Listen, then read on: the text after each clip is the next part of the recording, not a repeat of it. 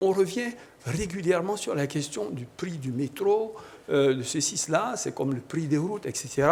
Pour l'ingénieur que je suis, spécialiste dans le domaine des infrastructures, les gens font des comparaisons qui ne sont pas des comparaisons. Je crois qu'il faut encore revenir là-dessus, parce que d'abord, dire que c'est trop cher, c'est une suspicion illégitime, je dirais, vis-à-vis de l'administration, de prix qui ne seraient pas en accord avec les coûts réels.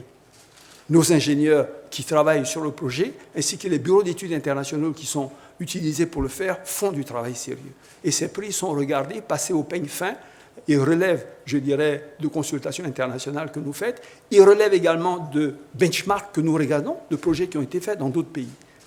Donc, il y a plusieurs facteurs qui interviennent dans les coûts. Vous ne pouvez pas dire le métro ou le métro de Dakar ou le métro de Rabat, je dirais, ou le métro d'Abidjan. Vous ne pouvez pas juste faire une comparaison du prix au kilomètre. Ou quelle est la ligne qu'il emprunte? Quels sont le nombre de ponts qu'il y a à faire sur la ligne? Quand vous voyez une ligne comme ça me passer dessus, vous ne vous en rendez pas compte, mais souvent, il y a plusieurs ponts. Quel est, je dirais, l'engorgement qu'on a? Quels sont les coûts de démobilisation des populations? Quelles sont les caractéristiques du métro? Quelle est la fréquence du métro? Quelle est la vitesse du métro? Il y a tout un ensemble de spécifications techniques qui finissent par déterminer le coût.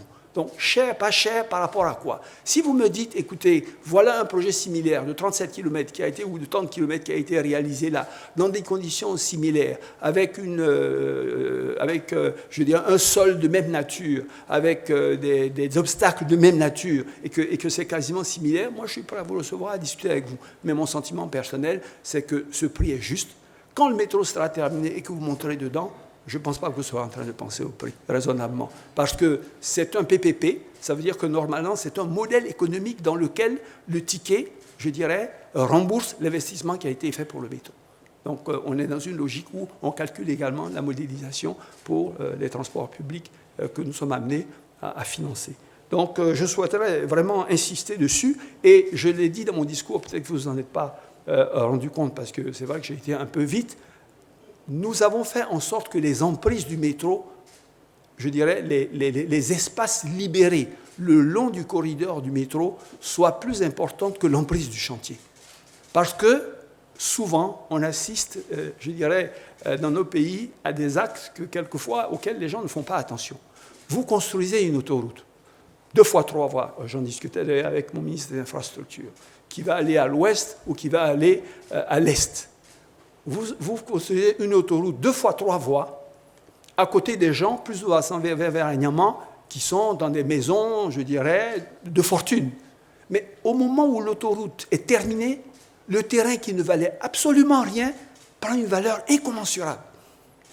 Et il fait l'objet de spéculations foncières de la part du privé. Et l'État qui a investi dans cette autoroute-là ne bénéficie en rien de ça. Certains pays achètent carrément sur 200 mètres ou 200 mètres de part et d'autre tous les terrains qui sont là. Indemnisent les gens à des coûts au mètre carré qu'ils savent être largement inférieurs à ce qu'il va définir à la fin du projet. Et après, le commercialisent ou réalisent des projets dessus. C'est ce que nous avons fait sur la ligne de métro. Donc, ça fait que ça accroît naturellement le coût, parce que ça accroît le coût d'indemnisation des populations le long de ce truc. Et avec le ministre en charge des logements sociaux, vous allez voir tout au long de ce métro, je dirais, du logement social, je dirais, du logement à moyen standing, etc., tout au long. Et je peux vous dire qu'on ne va pas compter le nombre de personnes qui vont déménager de Bingerville du plateau pour aller à Agnaman, hein, parce que vous êtes à 5 minutes, je dirais, de la station, du métro qui vous amène au cœur même du plateau. Et vous allez voir comment est-ce que et les prix des terrains et les prix des logements vont flamber dans ces quartiers. Donc, soyons raisonnables quand on parle de coût. À l'intérieur, il y a tellement de caractéristiques qui le déterminent que quand on ne les connaît pas, il ne faut pas simplement de loin regarder un linéaire d'un pays, regarder un linéaire, faire un ratio et dire c'est cher.